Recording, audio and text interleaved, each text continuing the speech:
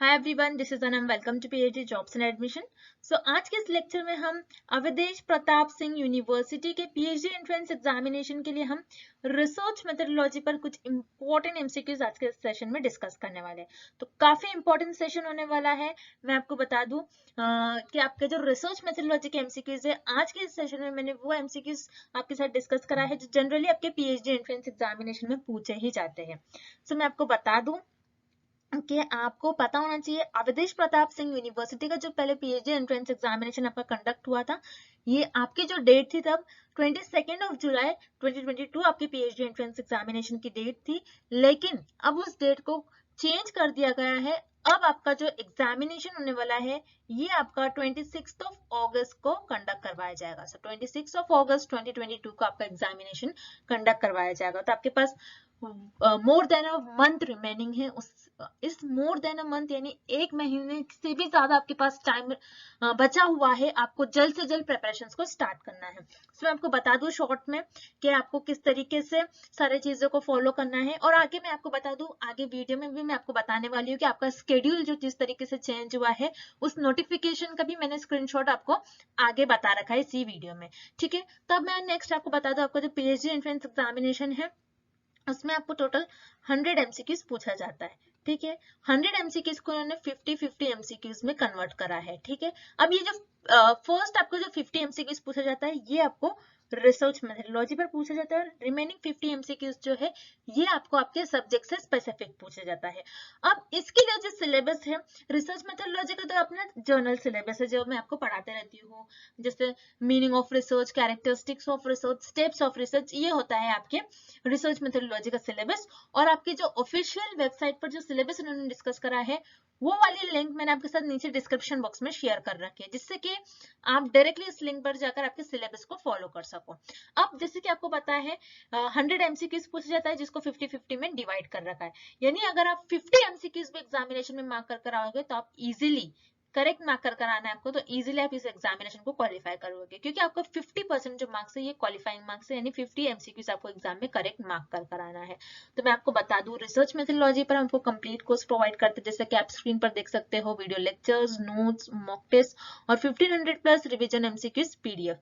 तो इस तरीके से हम आपको सारा कंटेंट एक ही जगह पर प्रोवाइड कर रहे हैं। याद रखिएगा, आपको दोनों लैंग्वेज में हम आपको कंटेंट प्रोवाइड करते हैं रिसर्च मेथोडोलॉजी का, Hindi as well as in English. और ये हमारे कंटेंट से हम गारंटी देते हैं कि 100% जो क्वेश्चन एग्जामिनेशन में हमारे इसी आपको कंटेंट से पूछे जाएंगे। तो यहाँ पर 100% गारंटी के साथ हम आपको कंटेंट प्रोवाइड कर रहे हैं। तो आपको ज्यादा टाइम वेस्ट नहीं करना है, जल्द से जल्द कोर्स को परचेस करना है। परचेस करने के लिए स्क्रीन पर ये जो नंबर आपको नजर आ रहा है, इस नंबर पर आपको व्हाट्सएप के थ्रू हमें कांटेक्ट करना है, और आप हमारे ऐप के थ्रू भी स्टडी मटेरियल को एक्सेस कर सकते हैं, जो कि है ग्लोबल ऑनलाइन ऐप, जिसकी मैंने लिंक आपके साथ नीचे कॉमेंट सेक्शन और डिस्क्रिप्शन बॉक्स में भी शेयर कर रखी है। So that's it and let's begin with the video. तो एक बार ये एमसीक्यू स्टार्ट करने से पहले मैं आपको अच्छे तरीके से हमारे कंटेंट जो हम आपको प्रोवाइड करते हैं, जो स्टडी मटेरियल हम आपको प्रोवाइड करते हैं, उसके बारे में एक बार मैं आपको फटाक से बता दूं कि हमारे इस कोर्स में हम आपको video lectures, mock test, notes provide करते हैं, और 1500 प्लस एमसीक्यूज रिविजन पीडीएफ। ये सारा जो कंटेंट आप देख रहे हो स्क्रीन पर, ये आपको एक ही जगह मिलेगा। कई स्टूडेंट्स क्या करते हैं, इंटरनेट से स्टडी मटेरियल रिफर करते हैं। सो इंटरनेट पे जो लैंग्वेज यूज करी जाती है, बहुत डिफिकल्ट लैंग्वेज यूज करी जाती है, जिससे कि आपको समझ नहीं आता है क्या लिखा हुआ है, किस तरीके से ये जो कंटेंट है आपको किस तरीके से रीड करना है, कितना कंटेंट आपको फॉलो करना है। क्योंकि हम हमारे कोर्स में आपको बताते हैं आपको कितना स्टडी मटेरियल यूज करना है। बहुत ज्यादा भी नहीं आपको पढ़ना है, बहुत कम भी नहीं, आपको जितना सफिशिएंट है आपके स्टडी के लिए उतना आपको पढ़ना है। हमारे कोर्स में हम आपको गाइड करते रहते हैं कि किस तरीके से आपको किस टॉपिक पर ज्यादा फोकस रहना है, कहाँ से ज्यादा क्वेश्चंस आपको पूछे जा सकते हैं। ये सारी चीजें हमारे कोर्स में हम आपको बताते हैं। हमारा ये जो कोर्स है हम आपको गारंटी के साथ कहते हैं कि हमारे इसी कोर्स से आपको एग्जाम में 30 से 35 क्वेश्चन डायरेक्टली पूछे जाएंगे। तो जल्द से जल्द आपको कोर्स को परचेस करना है। परचेस करने के लिए स्क्रीन पर ये जो नंबर नजर आ रहा है, इस पर व्हाट्सएप के थ्रू हमें कॉन्टैक्ट करना है। याद रखिएगा, नॉर्मल कॉल इस नंबर पर नहीं लगेगा, और आप हमारे इस ऐप के थ्रू भी स्टडी मटेरियल को एक्सेस कर सकते हो। ऐप को एक्सेस करने के लिंक मैंने आपके साथ डिस्क्रिप्शन बॉक्स में प्रोवाइड कर रखी है। That's it and let's begin with the MCQs. जैसे कि एमसीक्यू स्टार्ट करने से पहले मैं आपको जल्दी से एक बारी बता दूं, ये आपका रिवाइज स्केड्यूल है, यानी आपका स्केड्यूल जो है एपीएस यानी अवधेश प्रताप सिंह यूनिवर्सिटी का जो भी आपको पीएचडी एंट्रेंस एग्जामिनेशन है उसका स्केड्यूल इन्होंने चेंज कर दिया है। और ये जो आपकी नोटिफिकेशन आई थी उसका यहाँ पर मैंने स्क्रीनशॉट लेकर रख लिया है, तो आप भी इस नोटिफिकेशन का स्क्रीनशॉट लेकर रख सकते हो। नोटिफिकेशन जो आपका आया है रिसेंटली, उसके लिंक मैंने आपके साथ नीचे डिस्क्रिप्शन बॉक्स में भी शेयर कर रखी है। तो यहाँ पर आपको देखना है, जैसे एप्लीकेशंस वगैरह की डेट इन्होंने ओपन कर रखी थी लेकिन अब इन्होंने क्लोज कर दिया है। और आपकी जो हार्ड कॉपी है, आपकी जो हार्ड कॉपी होगी रिसीप्ट की, आपको इस एड्रेस पर, जैसे जैसे कि आप देख रहे हो इसी यूनिवर्सिटी के एड्रेस पर आपको सबमिट करना है, जो कि है इसकी डेट इन्होंने प्रोवाइड कर रखी है 25 जुलाई 2022। ठीक है। नेक्स्ट, जैसे कि आप स्क्रीन पर देख सकते हैं, आपका जो डॉक्टरल एंट्रेंस टेस्ट है एपीएस यूनिवर्सिटी का, ये आपका 26 अगस्त 2022 को कंडक्ट करवाया जा रहा है।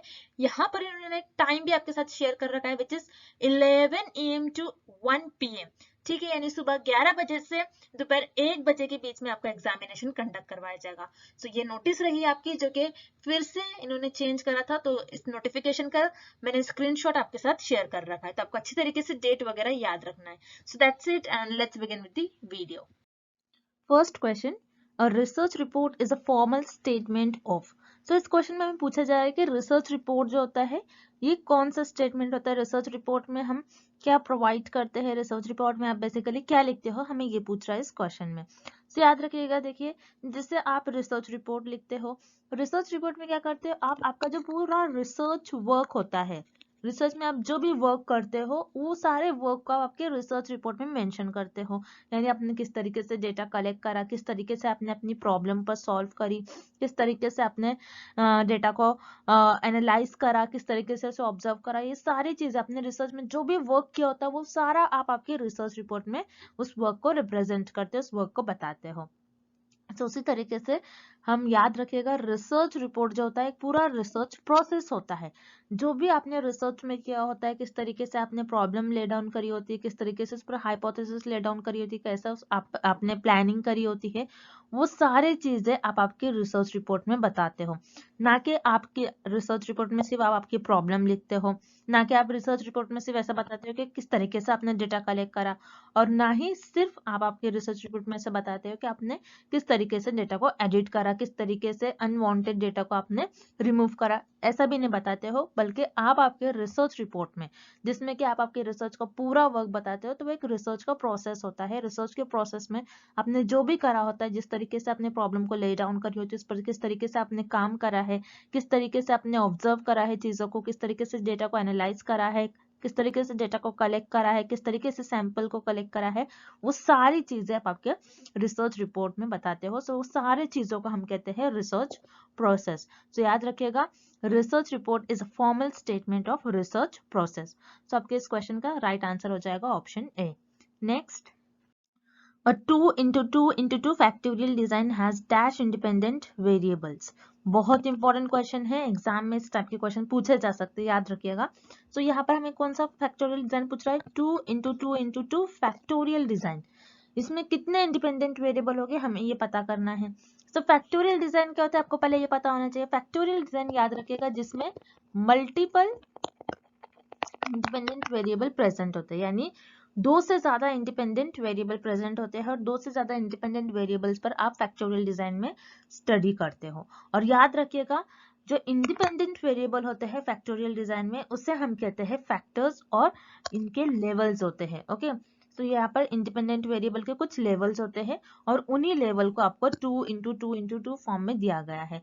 तो जैसे कि आप देख रहे हो यहाँ पर 1 2 3, आपको कितने 2 दिए गए हैं, 3। दैट मीन्स यहाँ पर कितने इंडिपेंडेंट वेरिएबल हो गए, 3। अब यहाँ पर लेवल किस तरीके से होगा, फर्स्ट वेरिएबल के 2 लेवल्स, सेकेंड वेरिएबल जो होगा सेकेंड इंडिपेंडेंट वेरिएबल, उसके 2 लेवल्स होंगे, और जो थर्ड इंडिपेंडेंट वेरिएबल आपको दिया गया होगा उसके 2 लेवल्स होंगे। सो ये जो दिया गया होता है आपको 2 into 2, ये आपके इंडिपेंडेंट वेरिएबल जो होते हैं उनके लेवल्स होते हैं, और ये 2 2 2 ये रिप्रेजेंट करते हैं कि कितने इंडिपेंडेंट वेरिएबल है। अब जैसे कि यहाँ पर 3 आपको 2 दिया गया है, हो सकता है अगर कभी ऐसा पूछा जाए एग्जाम में 2 इंटू 2 इंटू 2 इंटू 2, सो इस केस में कितने इंडिपेंडेंट वेरिएबल हो गए आपके पास 4। तो इस केस में 4 है, लेकिन हमें क्वेश्चन में 3 2 दिए गए हैं, 2 इंटू 2 इंटू 2, दैट मीन्स यहाँ पर कितने इंडिपेंडेंट वेरिएबल यूज करे गए हैं इस स्टडी में 3 इंडिपेंडेंट वेरिएबल, जिससे इंडिपेंडेंट वेरिएबल को फैक्टोरियल डिजाइन में फैक्टर्स कहते हैं, इसीलिए इस डिजाइन का नाम हुआ है फैक्टोरियल डिजाइन। तो आपको ये याद रखना है। सबके इस क्वेश्चन का करेक्ट ऑप्शन हो जाएगा option D3। Okay, next, if there are 8 categories or classes in a goodness of fit test, what will be the degree of freedom? So इस क्वेश्चन में हमें क्या पूछा जा रहा है कि अगर आपके पास 8 क्लासेस है और 8 कैटेगरीज है, कौन से टेस्ट में, गुडनेस ऑफ फिट टेस्ट में, जिसे हम काय स्क्वायर टेस्ट भी बोलते हैं, ठीक है। सो यहाँ पर आपको गुडनेस ऑफ फिट टेस्ट की जगह एग्जाम में काय स्क्वायर टेस्ट भी पूछा जा सकता है, तो आपको कंफ्यूज नहीं होना है। गुडनेस ऑफ फिट टेस्ट को काय स्क्वायर टेस्ट भी कहते हैं, सबको याद रखना है। तो गुडनेस ऑफ फिट टेस्ट में एक टर्म होता है जिसे हम कहते हैं डिग्री ऑफ फ्रीडम। तो डिग्री ऑफ फ्रीडम क्या बताता है, जितने नंबर्स ऑफ आपके क्लासेस होते हैं। ओके, डिग्री ऑफ फ्रीडम का फॉर्मूला क्या होता है, याद रखना है आपको। डिग्री ऑफ फ्रीडम का फॉर्मूला होता है जितने नंबर ऑफ क्लासेस है, ओके, यानी n -1। ओके, ये आपका फॉर्मूला होता है डिग्री ऑफ फ्रीडम का। तो यहाँ पर हमें कितने क्लासेस दिए गए हैं, कितने कैटेगरीज दिए गए हैं, 8। तो 8 - 1 अगर हम करते हैं तो हमको आंसर मिल जाएगा 7। तो यहाँ पर जो गुडनेस ऑफ फिट टेस्ट में जो कैटेगरीज इन्होंने बनाया था 8 कैटेगरीज, और हमें इस केस में डिग्री ऑफ फ्रीडम पूछा गया था, यानी फ्रीली हम कितने वेरिएबल्स को मूव कर सकते हैं, कितने वैल्यूज को मूव कर सकते हैं। फ्रीडम, फ्रीडम का मतलब होता है कितने हमारे पास फ्रीडम है कि हम चीजों को मूव करें। ओके, सो उसे हम कहते हैं डिग्री ऑफ फ्रीडम। सो यहाँ पर टोटल जितने आपको क्लासेस दिए गए होंगे -1 होता है इसका फॉर्मूला। टोटल हमें 8 क्लासेस दिए गए थे, 8 कैटेगरीज दिए गए थे, 8 में से अगर हम 1 माइनस करते तो हमें 7 आंसर मिलता है। तो याद रखिएगा, ऐसा भी क्वेश्चन आपको एग्जाम में पूछा जा सकता है, बहुत इंपॉर्टेंट क्वेश्चन है।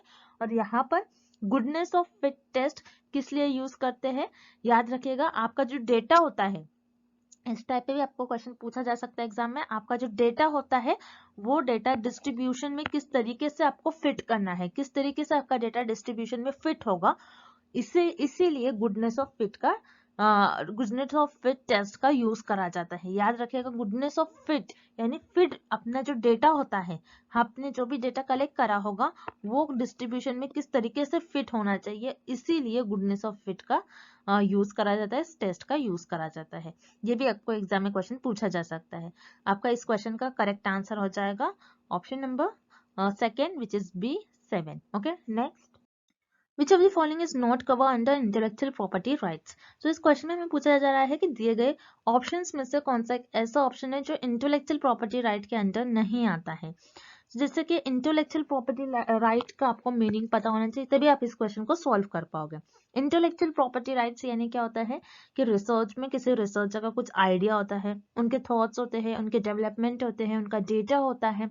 ओके, सो उसे हम कहते हैं इंटेलेक्चुअल प्रॉपर्टी राइट, यानी वो उनकी खुद की प्रॉपर्टी होती है, जिनका आइडिया होगा, जिन्होंने डेटा को डेवलप करा होगा, वो उनकी खुद की प्रॉपर्टी होगी, इसीलिए हम उसे कहते हैं इंटेलेक्चुअल प्रॉपर्टी राइट्स। जैसे फॉर एग्जाम्पल कोई लैंड होती है, उस लैंड का कोई उस प्रॉपर्टी का कोई पर्सन होता है कि उस पर्सन ने उस प्रॉपर्टी को परचेज करा है, सो उस प्रॉपर्टी के साथ उस पर्सन का नाम जुड़ जाता है, मतलब उससे हमें पता चलता है कि वो प्रॉपर्टी का जो ओनर है वो पर्सन है। ओके, उसी तरीके से रिसर्च में भी इंटेलेक्चुअल प्रॉपर्टी राइट होते हैं, यानी जिस पर्सन का, यानी जिस रिसर्चर का जो आइडिया होगा, जो उन्होंने डेवलप करा होगा, वो उनके राइट्स होंगे। ओके, सो यहाँ पर उसमें कौन सी चीजें कवर नहीं होती हमें ये पता करना है। सो यहाँ पर आपको ऑप्शन ए दिया गया है कॉपीराइट्स। कॉपीराइट्स यानी जो भी उस पर्सन के, जो भी उस रिसर्चर के आइडियाज होंगे, जो भी उनके थॉट्स होंगे, वो किसी और को कॉपी नहीं करना चाहिए। सो ये आपके इंटेलेक्चुअल प्रॉपर्टी राइट्स के अंदर आते हैं। उसी तरीके से पेटेंट्स,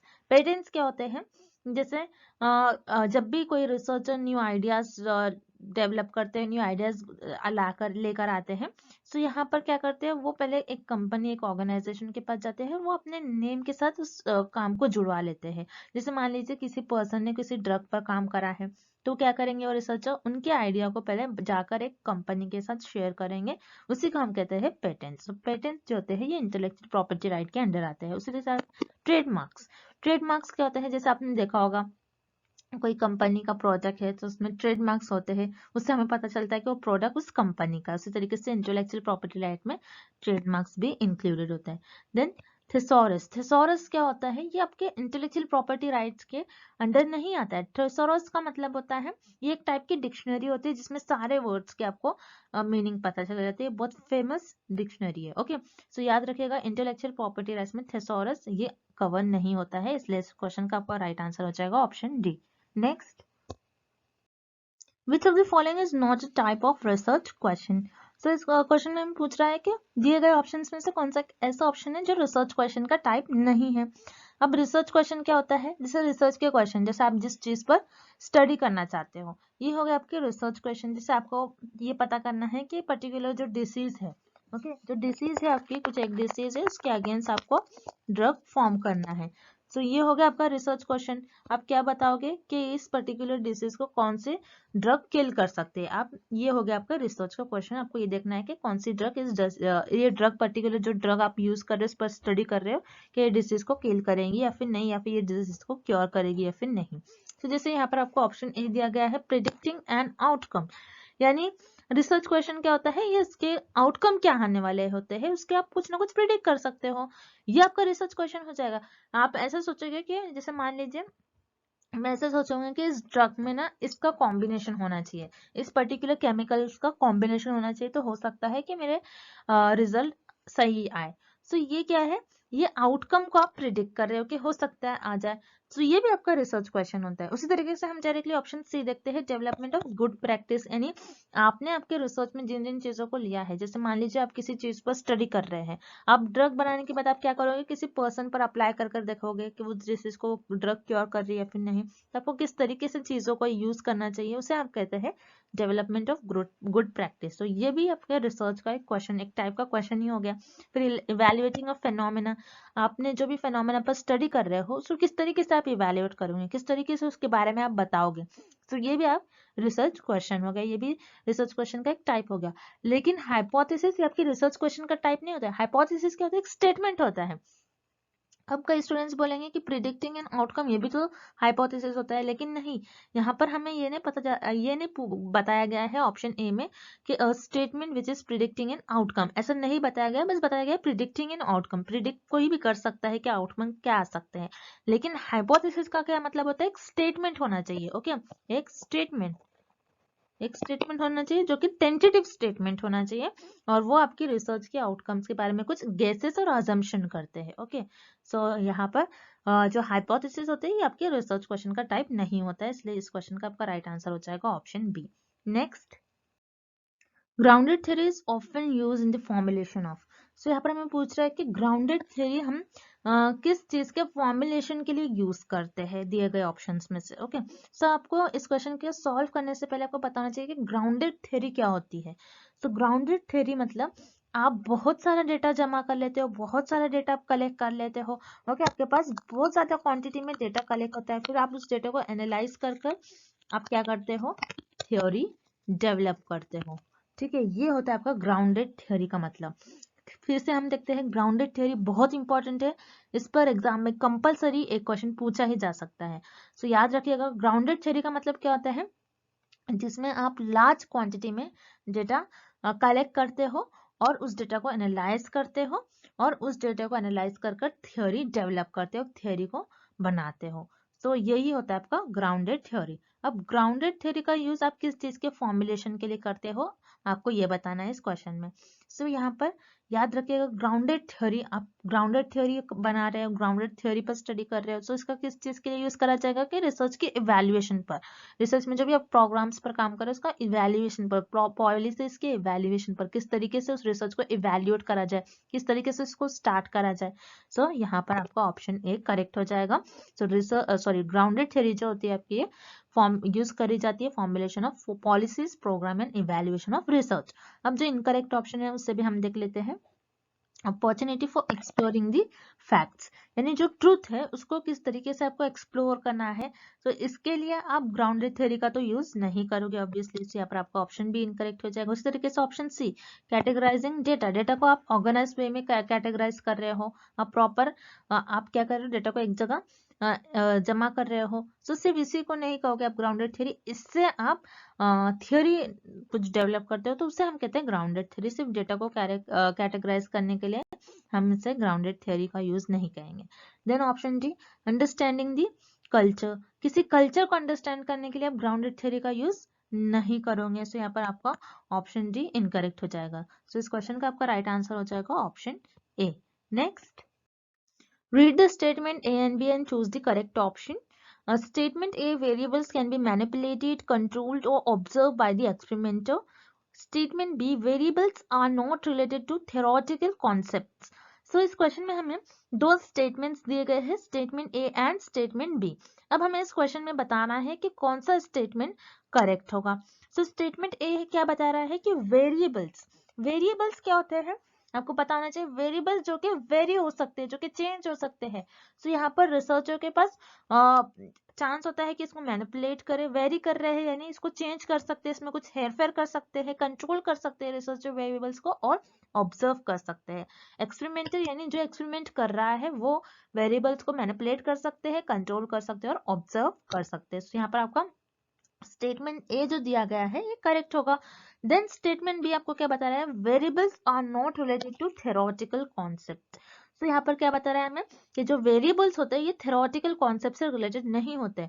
नो, यहाँ पर आपका स्टेटमेंट भी इनकरेक्ट हो जाएगा, क्योंकि वेरिएबल जो है आपके थ्योरेटिकल कॉन्सेप्ट से रिलेटेड होते हैं। अगर ऐसा होगा तो आप क्या करोगे, सिर्फ मैथमेटिकल कॉन्सेप्ट से ही रिलेटेड एक्सपेरिमेंट्स परफॉर्म कर पाओगे, आप कभी थ्योरेटिकल कॉन्सेप्ट से रिलेटेड एक्सपेरिमेंट परफॉर्म नहीं कर पाओगे। तो याद रखिएगा, वेरिएबल जो होते हैं थ्योरेटिकल कॉन्सेप्ट से भी रिलेटेड होते हैं। जैसे मान लीजिए आपको किसी जेंडर पर स्टडी करना है, ओके, आप क्या कर रहे हो, जेंडर पर स्टडी कर रहे हो, सो मेल और फीमेल, तो ये क्या हो गया आपके थ्योरेटिकल कॉन्सेप्ट हो गई है। आप जेंडर पर स्टडी कर रहे हो, तो ये आपके थ्योरेटिकल कॉन्सेप्ट हो गए। जेंडर में कौन आता है, फीमेल या फिर मेल। सो यहाँ पर आप इन चीजों पर स्टडी कर रहे हो, उनके बिहेवियर्स पर स्टडी करेंगे आप, उनके कुछ में चेंजेस जिस तरीके से आते हैं एज को देखकर, अगर मान लीजिए उस पर स्टडी कर रहे हैं, उनके बिहेवियर्स पर स्टडी कर रहे हैं, सो ये क्या हो गया आपके थ्योरेटिकल कॉन्सेप्ट्स हो गए। सो वेरिएबल जो होते हैं याद रखिएगा ये थ्योरेटिकल कॉन्सेप्ट से रिलेटेड होते हैं, as well as mathematical concept से भी आपके वेरिएबल्स रिलेटेड होते हैं। सो इस क्वेश्चन का आपका राइट आंसर हो जाएगा option B, statement A true है and statement B is false. Next, Which of the following is helpful in determining the sample size? So इस क्वेश्चन में पूछ रहा है कि कौन सा ऑप्शन और कौन सा फॉर्मूला ऐसा है जो सैंपल साइज डिटरमाइन करने में हेल्पफुल होता है। यानी जैसे सैंपल साइज का मतलब क्या होता है आपको पहले ये पता होना चाहिए। सैंपल साइज क्या होता है कि पॉपुलेशन है आपकी, मान लीजिए आपके पास 1000 पॉपुलेशन है, 1000 पॉपुलेशन में आपके पास 1000 मेंबर्स है। सब क्या करते हो, पूरे 1000 लोगों पर आप स्टडी नहीं करते, बल्कि आप आपका सैंपल चुन लेते हो, यानी पॉपुलेशन में से लोगों को चुन लेते हो, कुछ लोगों को चुन लोगे, ये आपका सैंपल बच जाएगा और इस पर आप आपकी स्टडी परफॉर्म करोगे। ओके, तो यहाँ पर जैसे पॉपुलेशन आपकी 1000 पॉपुलेशन है, अब आपको चाहिए कि मेरा 40% एक्यूरेट रिजल्ट आना चाहिए। सो इस केस में कोहेरेंस फॉर्मूला ये आपको मदद करता है डिटरमाइन करने के लिए कि आपको कितना सैंपल साइज लेना चाहिए। 1000 पॉपुलेशन में है तो आपको कितना सैंपल साइज लेना चाहिए, कि आपको 250 सैंपल साइज लेना चाहिए, यानी 250 मेंबर्स को आपके सैंपल्स में आपको इंक्लूड करना चाहिए, या फिर 50। सो ये आपके कोहेरेंस फॉर्मूला बताता है। सो याद रखिएगा, कोहेरेंस फॉर्मूला बताता है कि अगर आप चाहोगे कि इतने % आपके एक्यूरेट रिजल्ट आए, तो कोहेरेंस फॉर्मूला बताता है कि आपके सैंपल की साइज कितनी होनी चाहिए। ओके, सो यहाँ पर आपका ऑप्शन बी करेक्ट हो जाएगा, यानी सैंपल साइज सेलेक्ट करने के लिए कोहेरेंस फॉर्मूला बहुत हेल्पफुल होता है, बहुत मदद करता है। अभी रुसेल्स 2000 इंडेक्स ये किस चीज में आपके लिए हेल्पफुल करता है? ये स्टॉक मार्केट में, ये अपने जो शेयर मार्केट होते हैं मार्केटिंग से रिलेटेड होता है। सो यहाँ पर ये ऑप्शन ए आपका इनकरेक्ट हो जाएगा। उसी तरीके से ऑप्शन सी स्पीयर्समैन फॉर्मूला। सो स्पीयर्समैन फॉर्मूला क्या बताता है कि वेरिएबल जो आपके कैसे रिलेटेड है, वेरिएबल्स के बीच में किस टाइप का रिलेशन है, वेरिएबल्स किस तरीके से एक दूसरे से रिलेटेड है, ये बताता है आपका स्पीयर्समैन फॉर्मूला। सो याद रखिएगा स्पीयर्समैन फॉर्मूला ये आपके वेरिएबल से रिलेटेड, वेरिएबल्स के बीच में किस तरीके से रिलेशन होता है, कैसा रिलेशन है, वो बताता है आपका स्पीयर्समैन फॉर्मूला। सो यहाँ पर आपका ऑप्शन सी जो है ये भी इनकरेक्ट हो जाएगा। इस क्वेश्चन का आपका राइट आंसर हो जाएगा option B Cochran's formula. Next, qualitative research helps in the collecting data under dash more situation. So इस क्वेश्चन में पूछा जा रहा है कि क्वालिटेटिव रिसर्च होती है जिसमें आप डेटा कलेक्ट करते हो, क्वालिटेटिव रिसर्च में जो भी डेटा आप कलेक्ट करते हो सो वो किस सिचुएशन के अंदर आप डेटा को कलेक्ट करते हो, कि नॉर्मल सिचुएशन में या फिर एक्सपेरिमेंटल या फिर आर्टिफिशियल या फिर नेचुरल कंडीशन में, किस सिचुएशन में किस कंडीशन में आप डेटा को कलेक्ट करते हो। जैसे क्वालिटेटिव रिसर्च में आप क्या करते हो, डिफरेंट मेथड्स यूज करके डेटा कलेक्ट करते हो। जैसे इंटरव्यू अगर आप कलेक्ट कर रहे हो तो आप क्या करते हो, एक्सपर्ट्स को आप इनवाइट करते हो। सो यहाँ पर आप क्या कर रहे हो, नेचुरल सेटिंग में आप क्या कर रहे हो, नेचुरल सेटिंग में उस एक्सपेरिमेंट्स में और सॉरी उस इंटरव्यू में आप क्या कर रहे हो, डेटा कलेक्ट कर रहे हो। इंटरव्यू जो होगा आप पहले एक्सपर्ट्स को इंटरव्यू के लिए इनवाइट करते हो। सो वो इंटरव्यू आते हैं, फिर आपके क्वेश्चंस का वो रिप्लाई करते हो, तो उनके थ्रू आप क्या करते हो, डेटा कलेक्ट करते हो। उसी तरीके से ऑब्जर्वेशन रिसर्चर उस पर्टिकुलर एरिया में जाकर चीजों को ऑब्जर्व करके डेटा कलेक्ट करते हैं। ओके, सो क्वालिटेटिव रिसर्च में जो भी डेटा कलेक्ट करा जाता है ये नेचुरल सेटिंग में डेटा कलेक्ट करा जाता है। सो यहाँ पर नॉर्मल सेटिंग ये तो कुछ होगा नहीं। सो यहाँ पर आपको ऑब्वियसली ऑप्शन ए इनकरेक्ट हो जाएगा। एक्सपेरिमेंटल तो हो नहीं सकता, क्वालिटेटिव रिसर्च है। सो ये आपको याद रखना है डायरेक्टली। क्वालिटेटिव रिसर्च होता है ये आपके एक्सपेरिमेंट से रिलेटेड नहीं होते हैं। एंड आर्टिफिशियल, सो यहाँ पर दो ही ऑप्शन हो सकते थे, नेचुरल या फिर आर्टिफिशियल सिचुएशन। सो याद रखिएगा क्वालिटेटिव रिसर्च होती है आर्टिफिशियल सेटिंग में नहीं कंडक्ट करवाई जाती है।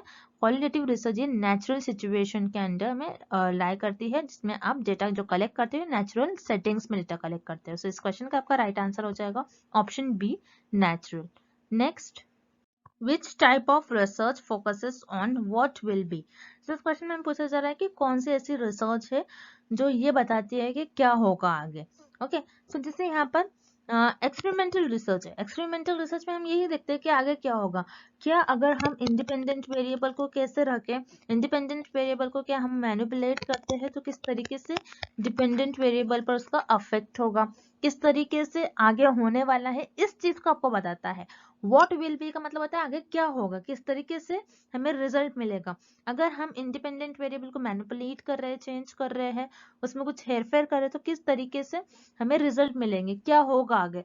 इसीलिए हम एक्सपेरिमेंट रिसर्च का यूज करते हैं। सो याद रखिएगा एक्सपेरिमेंटल रिसर्च एक ऐसे टाइप की रिसर्च होती है जो ये बताती है कि आगे क्या होने वाला है।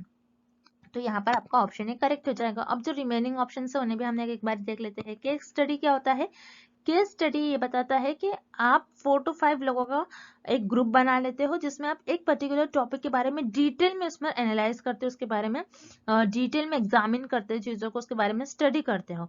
सो आप यहाँ पर केस स्टडी का फोकस और मेन एम ये नहीं होता है कि क्या होगा, आप बस चीजों को एग्जामिन करते रहते हो, ये होता है केस स्टडी का मेन एम। सो यहाँ पर आपका ऑप्शन भी इनकरेक्ट हो जाएगा। देन ऑप्शन सी सर्वे। सर्वे क्या होता है, जिसके थ्रू आप डेटा कलेक्ट करते हो, डिफरेंट मेथड्स परफॉर्म कर आप क्या करते हो, डेटा कलेक्ट करते हो, उसे हम कहते हैं सर्वे।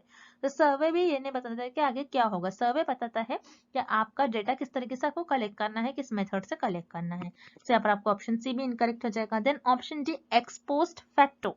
एक्सपोस्ट फैक्टो क्या बताता है कि आप जो भी सिचुएशन हो जाती है, जो भी सिचुएशन अकर हो जाती है, उसके बाद आप उस चीज पर स्टडी कर लेते हो।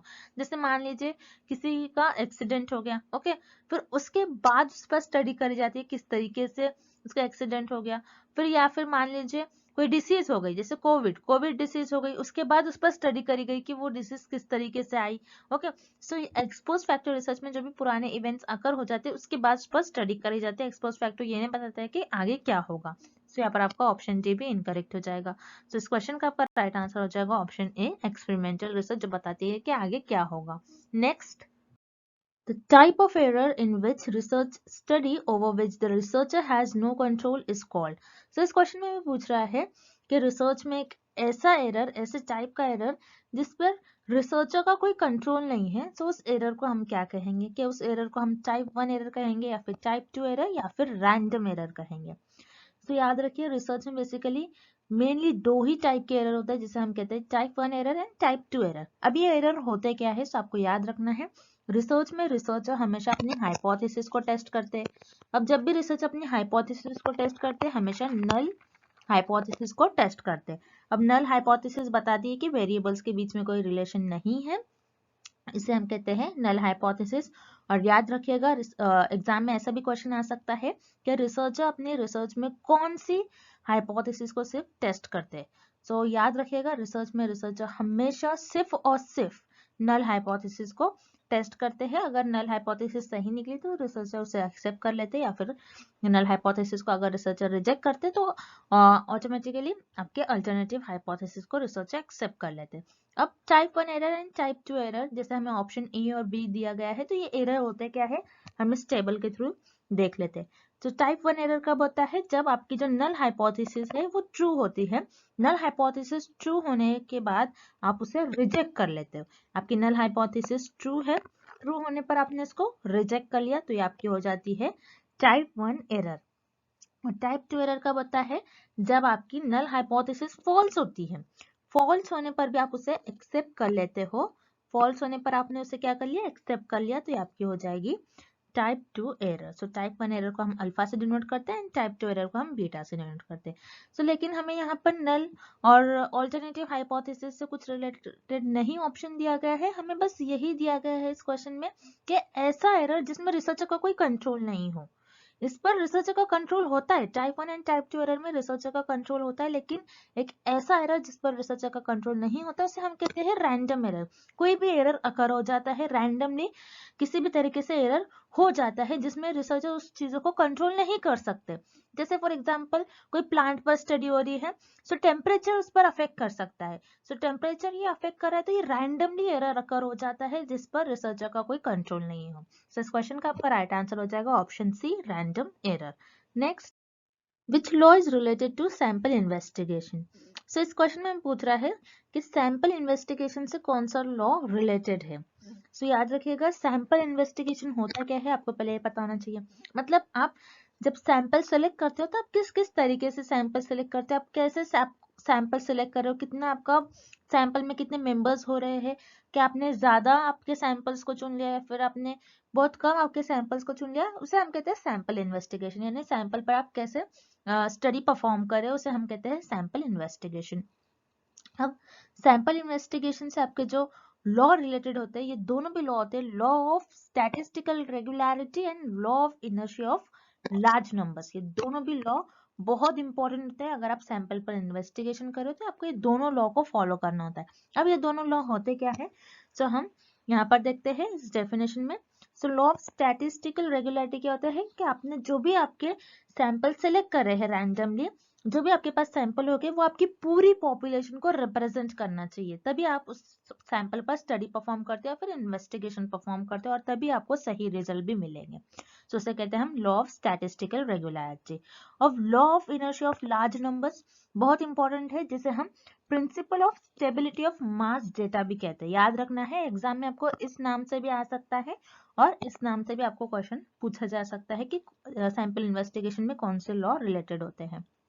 So law of inertia of large number, principle of stability of mass data, ये दोनों लॉ होते क्या है। So law of inertia of large numbers, जैसे लार्ज नंबर्स लिखा है यहाँ पर, लार्ज नंबर्स का मतलब होता है कि आपका जितना ज्यादा आप सैंपल सिलेक्ट करोगे उतना कम आपके एरर आने के चांसेस होंगे, मतलब उतने एक्यूरेट आपके रिजल्ट आ सकते हैं, उतने सही आपके रिजल्ट आ सकते हैं। सो याद रखिएगा जब भी आप आपके सैंपल का साइज लार्ज रखोगे आपके जो रिजल्ट आएंगे उतने एक्यूरेट आएंगे, उतने सही आ सकते हैं, और इस केस में आपके जो सैम्पलिंग एरर है वो भी रिड्यूस हो जाता है। सो सैंपल इन्वेस्टिगेशन में ये दोनों भी लॉ बहुत इंपॉर्टेंट होते हैं और ये दोनों भी लॉ सैंपल इन्वेस्टिगेशन से रिलेटेड होते हैं, इसलिए इस क्वेश्चन का आपका राइट आंसर हो जाएगा option C, both. Next, action hypothesis are based on. इस क्वेश्चन में हमें पूछ रहा है कि एक्शन हाइपोथेसिस कौन से ऑप्शंस पर बेस्ड होंगी। अब एक्शन हाइपोथेसिस ये होती क्या है, सो एक्शन वर्ड आ रहा है, that means it is related to your action research. Okay, so action research में जैसे हम किसी भी प्रॉब्लम को सॉल्व करने के लिए कुछ इमीडिएटली उस प्रॉब्लम के अगेंस्ट एक्शन लेते हैं, इसीलिए हम उसे कहते हैं action hypothesis, sorry action research. अब एक्शन हाइपोथेसिस क्या होती है? एक्शन रिसर्च में हम जब भी प्रॉब्लम के अगेंस्ट कुछ प्रॉब्लम को सॉल्व कर रहे हैं, सो उसके अगेंस्ट कुछ हाइपोथेसिस मेट करने को हम कहते हैं एक्शन हाइपोथेसिस। अब जैसे मैंने आपको इसके पहले भी कई लेक्चर्स में बताया कि एक्शन रिसर्च आपकी टीचिंग फील्ड में ज्यादा यूज करी जाती है, एजुकेशनल फील्ड में ज्यादा यूज करी जाती है। जैसे फॉर एग्जांपल एक्शन रिसर्च में आप एक्शन हाइपोथेसिस कैसे बनाओगे कि मान लीजिए एक क्लास में एक टीचर है, वो बच्चों को बता रही है कि मैप को किस तरीके से रीड करना है, किस डायरेक्शन में मैप को देखना है। अब बच्चों को समझ में नहीं आ रहा है किस डायरेक्शन में आपको मैप है और मैप को रीड करना है। तो यहाँ पर टीचर क्या करेगी, इसके अगेंस्ट हाइपोथेसिस ले डाउन करेगी कि मैं और किस तरीके से बता सकती हूँ कि बच्चों को किस वे में कितना इजी मेथड होगा कि मैप को रीड करना। से यहाँ पर टीचर इमीडिएटली कुछ हाइपोथेसिस ले डाउन करेगी और उसको सॉल्व करना स्टार्ट कर देगी। सो एक्शन हाइपोथेसिस किस चीज पर बेस्ड होती है? प्रॉब्लम पर, क्योंकि एक्शन रिसर्च भी हमारी प्रॉब्लम पर ही बेस्ड होती है, जिसमें हम प्रॉब्लम को सॉल्व करते हैं। मतलब प्रॉब्लम को कुछ cause of a problem, problem का क्या कॉज है, उसे हम सॉल्व करने के लिए एक्शन हाइपोथेसिस का यूज करेंगे। सो इस क्वेश्चन का आपका राइट आंसर हो जाएगा option B, cause of hypothesis.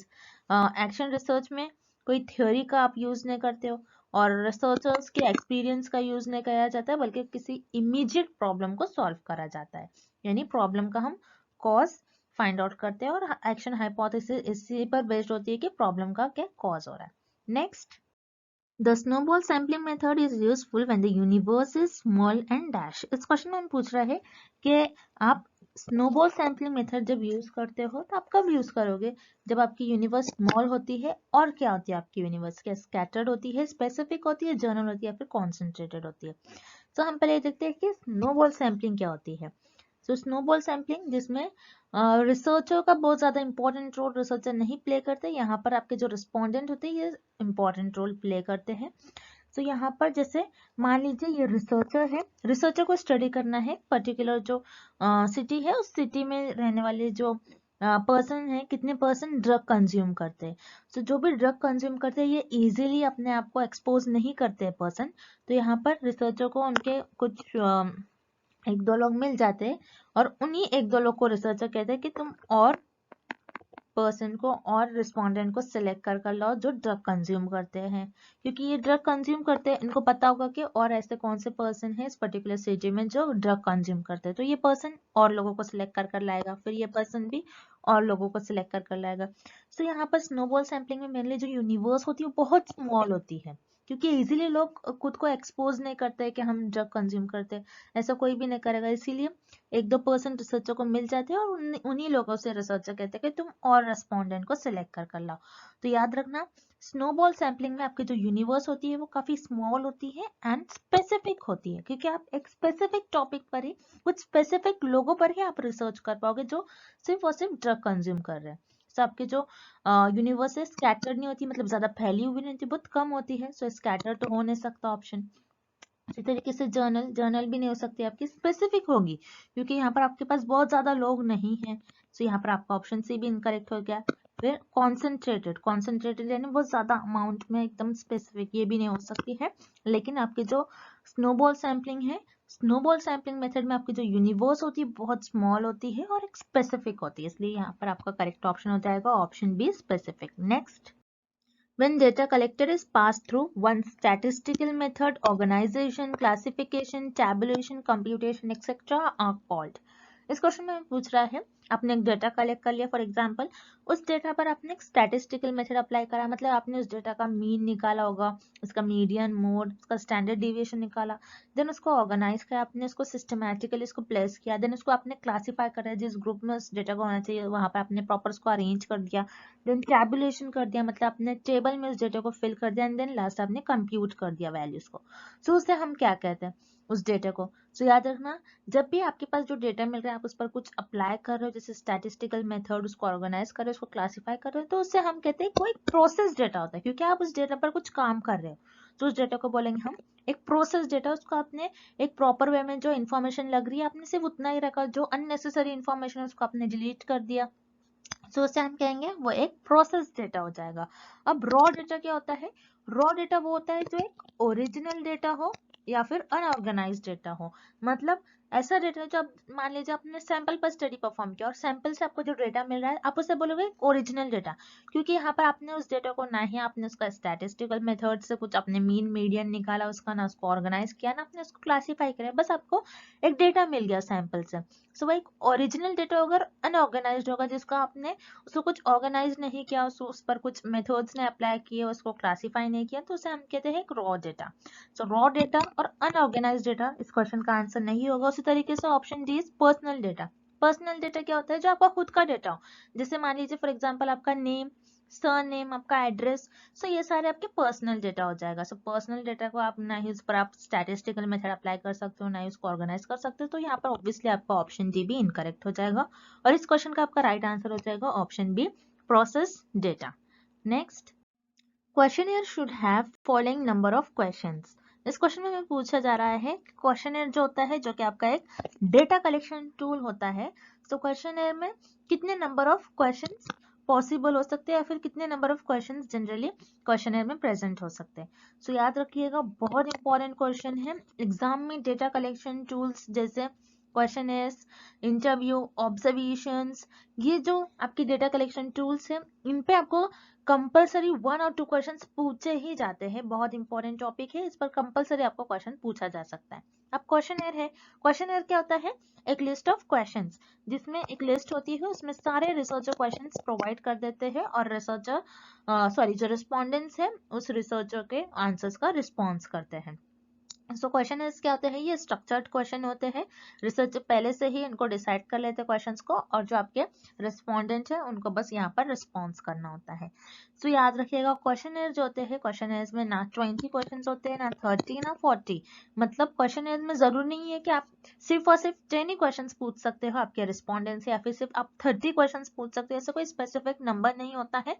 आपकी नीड के अकॉर्डिंग आपको चाहिए कि आपका जो सर्वे है, सर्वे में आपकी नीड के अकॉर्डिंग चाहिए, मतलब आपको ज्यादा क्वेश्चंस पूछना है, आपका जो ज्यादा डेटा आपको कलेक्ट करना है, तो आप ज्यादा क्वेश्चंस भी पूछ सकते हो। जैसे 50 पूछ लिया आपने, 100 भी पूछ सकते हो, आप 200 भी पूछ सकते हो, तो अनलिमिटेड क्वेश्चंस भी पूछ सकते हो आप आपके क्वेश्चनेयर्स में। तो यहाँ पर कोई आपके पास स्पेसिफिक नंबर नहीं होता है कि आपको सिर्फ 30 पूछना है, 40 पूछना है, तो आप आपके नीड के अकॉर्डिंग पूछ सकते हो। सो इस क्वेश्चन का आपका राइट आंसर हो जाएगा according to need of survey. Next, What distinguishes the experimental method from the quasi-experimental method? इस क्वेश्चन में भी पूछ रहा है कि एक्सपेरिमेंटल मेथड और क्वाजी एक्सपेरिमेंटल मेथड में डिफरेंस क्या होता है।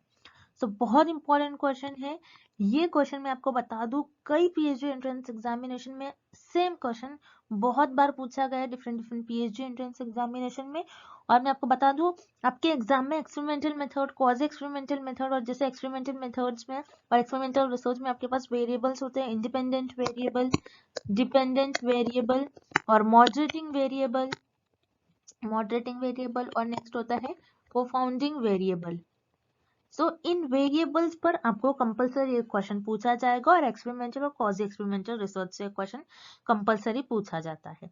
अब मैं बता दूं आपको, एक्सपेरिमेंटल मेथड और क्वाजी एक्सपेरिमेंटल मेथड में जो सेम चीजें होते हैं, जिनमें इन दोनों में डिफरेंस नहीं होता है, जो सिमिलर चीजें होते हैं, वो होती है साइंटिफिक स्टेटस, यानी आप साइंटिफिक वे से आपकी स्टडी परफॉर्म करते हो, साइंटिफिक वे से रिसर्च करते हो, उसमें आप साइंटिफिक थियोरीज, साइंटिफिक प्रिंसिपल्स का यूज करते हो, सिस्टमैटिक मैनर में आप आपकी रिसर्च परफॉर्म करते हो। उसी तरीके से option B, existence of independent variable, experimental method और क्वाजी एक्सपेरिमेंटल मेथड, ये दोनों में भी आपके इंडिपेंडेंट वेरिएबल एग्जिस्ट करते हैं, प्रेजेंट होते हैं। Next, sensitivity of the dependent variable.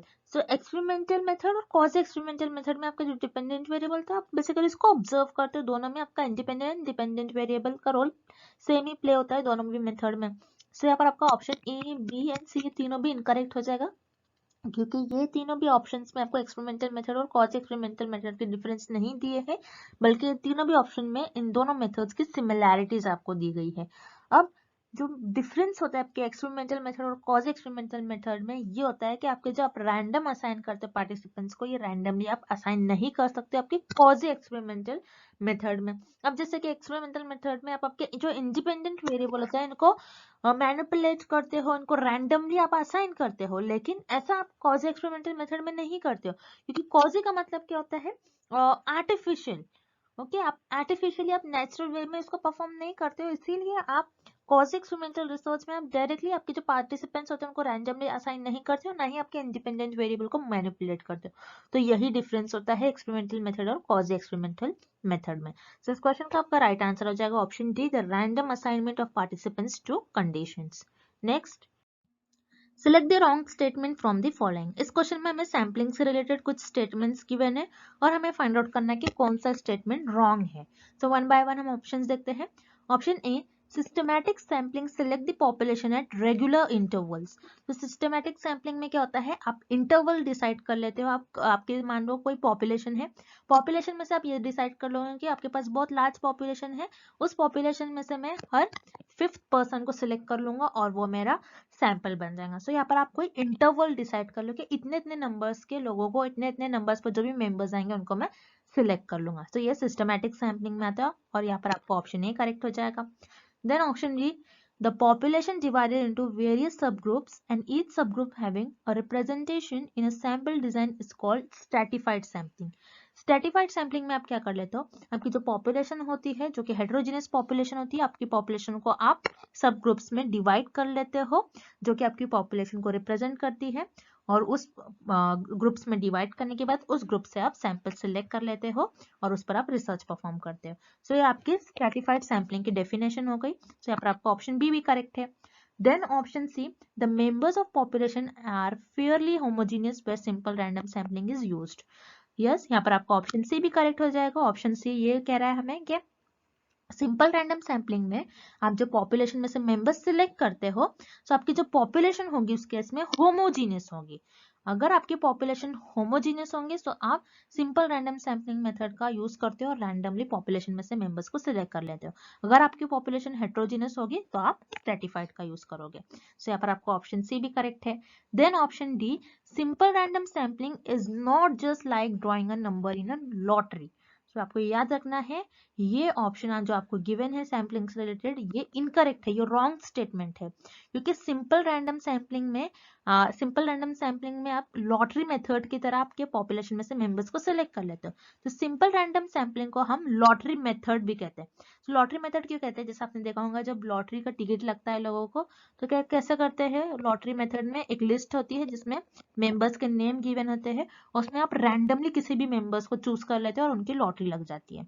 उसी तरीके से सिंपल रैंडम सैम्पलिंग में भी आप पॉपुलेशन में से मेंबर्स को डायरेक्टली सिलेक्ट करते हो, मतलब रैंडमली सिलेक्ट करते हो और उस पर स्टडी परफॉर्म करते हो आपकी।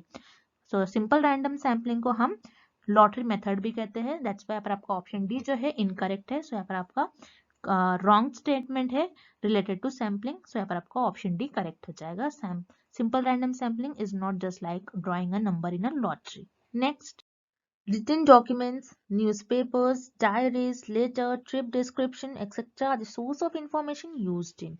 So इस क्वेश्चन में हमें पूछ रहा है कि आपके पास कुछ written documents है जैसे newspaper, diaries, letters, trip descriptions.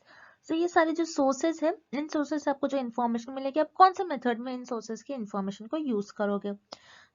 याद रखिएगा जैसे हिस्टोरिकल रिसर्च में, हिस्ट्री में भी आप जैसे पढ़ते हैं, आपके पास सारा पुराना डेटा होता है, यानी पास्ट में जो भी फेनोमेना अकर होता है उसको बताया जाता है। उसी तरीके से जैसे यहाँ पर आप देख रहे हो न्यूज़पेपर, डायरीज, लेटर, यहाँ पर आपका जो सोर्स ऑफ इंफॉर्मेशन ये सेकेंडरी होता है, यानी ये ऑलरेडी अवेलेबल डेटा होता है। सो जो ऑलरेडी अवेलेबल डेटा होता है ये हिस्टोरिकल मेथड में आप यूज करते हो। यानी हिस्टोरिकल रिसर्च में क्या होता है, जैसे पास्ट में जो हिस्ट्री हैपेंस होती है, जैसे वर्ल्ड वॉर, इंडियन हिस्ट्री, ये सारी जो हिस्ट्री होती है सारी आपको हिस्ट्री बुक में देखने मिलती है। तो वही होता है आपका हिस्टोरिकल मेथड। हिस्टोरिकल मेथड में ऑलरेडी जो अवेलेबल सोर्सेस है उसी का यूज करा जाता है, उसको एनालाइज किया जाता है और ये देखा जाता है कि प्रेजेंट में इसका कुछ यूज होता है या फिर यूज है या फिर नहीं है। सो यहाँ पर ये जो डेटा है, ये जो सोर्सेस से आपको इन्फॉर्मेशन मिल रहा है, आप ये हिस्टोरिकल मेथड में यूज करोगे। अब रिमेनिंग ऑप्शंस में हम देख लेते हैं, जैसे case study method. Case study method में क्या होता है, आप 4 to 5 पीपल का ग्रुप बना लेते हैं और एक पर्टिकुलर टॉपिक चूज कर लेते हैं, एक स्पेसिफिक टॉपिक चूज कर लेते हैं और उस पर आप डिस्कशन कर लेते हो। जैसे मान लीजिए आपको कोई न्यू टॉपिक, आपको जैसे मान लीजिए आपको कोई न्यू फोन लॉन्च करना है, तो उस फोन के बारे में आप उस पर्टिकुलर ग्रुप में, 4 to 5 ग्रुप में आप 4 to 5 लोगों के बीच में आप उस टॉपिक को डिस्कस करोगे। सो यहाँ पर केस स्टडी मेथड से आपके पास जो भी डेटा आपको मिलेगा, जो भी इंफॉर्मेशन मिलेंगी, एक न्यू मिलेगी। सो यहाँ पर आप केस स्टडी मेथड में पुरानी इंफॉर्मेशन नहीं यूज कर सकते। इसी तरीके से स्टैटिस्टिकल मेथड क्या होता है, जिसमें आप कोई मैथमेटिकल फॉर्मूलाज परफॉर्म कर कोई सॉल्व करते हैं, सोल्यूशंस फाइंड आउट करते हैं। जैसे किसी का मीन निकालोगे, पॉपुलेशन से इंफॉर्मेशन मिल रही है, उसका मीन निकालोगे, मीडियंस का, स्टैंडर्ड डिविएशन। सो ये सारे आपके मैथमेटिकल से रिलेटेड टर्म्स है। सो स्टैटिस्टिकल मेथड में भी आप न्यू इंफॉर्मेशन जनरेट करते हो। यहाँ पर आपका ऑप्शन सी इनकरेक्ट हो जाएगा। उसी तरीके से ऑप्शन डी इवैल्यूएशनरी मेथड। इवैल्यूएशनरी मेथड क्या होता है, जिसमें लिविंग ऑर्गेनिजम्स के बारे में स्टडी की जाती है, उनके जो भी प्रॉब्लम्स होते हैं उनको सॉल्व करने के लिए इवैल्यूएशनरी मेथड का यूज करा जाता है। जैसे जीन्स हो गए, ऑफस्प्रिंग्स, जीन्स, पेरेंट्स से कुछ प्रॉब्लम आ रही है। सो ये सारी चीजें जो होती है ये इवोल्यूशनरी मेथड में यूज करी जाती है। ज्यादा करके बायोलॉजी फील्ड से ज्यादातर रिलेटेड होती है। सो यहाँ पर हम प्रॉब्लम्स को सॉल्व करते हैं। सो ऑब्वियसली यहाँ पर आपका ऑप्शन डी इनकरेक्ट हो जाएगा और इस क्वेश्चन का आपका राइट आंसर हो जाएगा option A, historical method. And dash is the way to solve the research problem in a systematic way. इस क्वेश्चन में हमें पूछ रहा है कि हमें दिए गए ऑप्शन में से कौन सा एक ऐसा ऑप्शन है जिसमें हम हमारी जो रिसर्च की प्रॉब्लम होती है उसे हम एक सिस्टमैटिक वे में सॉल्व करते हैं। यानी मान लीजिए आपकी कुछ रिसर्च की प्रॉब्लम है, XYZ आपकी कुछ रिसर्च की प्रॉब्लम है, यहाँ पर आपने इस प्रॉब्लम को आपको सॉल्व करना है। तो आप क्या करते हैं, एक सिस्टमैटिक मैनर में आपको रिसर्च की प्रॉब्लम आप सॉल्व करते हो। आप आपकी रिसर्च की प्रॉब्लम कैसे भी जिगजैग मैनर में सॉल्व करोगे तो आप अभी कभी रिसर्च ही नहीं कर पाओगे, क्योंकि आपकी जो रिसर्च होती है ये 1 और 2 मंथ्स की नहीं होती। आपकी रिसर्च आपको 3 to 6 years तक आपकी रिसर्च चलती है। तो आपको एक सिस्टमैटिक वे में आपको रिसर्च को परफॉर्म करना होता है, या फिर आपके रिसर्च की जो प्रॉब्लम होती है उसको सॉल्व करना होता है। तो ऐसा सिर्फ और सिर्फ आप रिसर्च मेथोडोलॉजी में करते हैं। सो रिसर्च मेथोडोलॉजी में जैसे कि मैंने आपको अभी तक बताया है, आप किस तरीके से आपको स्टेप्स फॉलो करना है। रिसर्च मेथोडोलॉजी में हर एक चीज आती है। रिसर्च के कैरेक्टरिस्टिक्स, किस तरीके से आपको उसको कैरेक्टरिस्टिक्स को फॉलो करना है, रिसर्च के में आपको कौन कौन से एथिक्स फॉलो करना है, किस तरीके से आपको रिसर्च परफॉर्म करना है, कौन से प्रोसीजर, कौन से मेथड्स, कौन से स्टेप्स को आपको फॉलो करना है, किस तरीके से आपको रिपोर्ट लिखना है, उसके भी कुछ स्टेप्स होते हैं। वो सारी चीजें आप सिर्फ और सिर्फ रिसर्च मेथोडोलॉजी में परफॉर्म करते हो। सो याद रखिएगा, रिसर्च मेथोडोलॉजी एक ऐसा वे है जिसमें आप आपकी जो रिसर्च है, रिसर्च की प्रॉब्लम को सिस्टमैटिक वे में सॉल्व करते हो। यानी स्टेप बाय स्टेप हर एक स्टेप्स के पीछे आपके कुछ ना कुछ लॉजिक होगा और प्रॉपर एक ऑर्गेनाइज्ड वे में आप आपके रिसर्च को परफॉर्म करते हैं। तो सिर्फ ऐसा आप रिसर्च मेथोडोलॉजी में करते हो। सो यहाँ पर आपका ऑप्शन सी करेक्ट हो जाएगा। अब जो रिमेनिंग ऑप्शन है उन्हें भी हम देख लेते हैं। जैसे ऑप्शन ए टेक्निक। टेक्निक क्या होता है, एक मेथड, सिर्फ एक मेथड है। सिर्फ अगर आप आपकी रिसर्च में सिर्फ मेथड यूज करो तो क्या आपकी रिसर्च प्रॉब्लम को आप सॉल्व कर पाओगे? नहीं। तो यहाँ पर आपका ऑप्शन ए इनकरेक्ट हो जाएगा। उसी तरीके से option B research procedure. Research में आप कौन कौन से प्रोसीजर यूज कर रहे हैं, कौन कौन से मेथड्स अप्लाई कर आपके रिसर्च को सॉल्व करें। अगेन प्रोसीजर का मीनिंग होता है मेथड्स।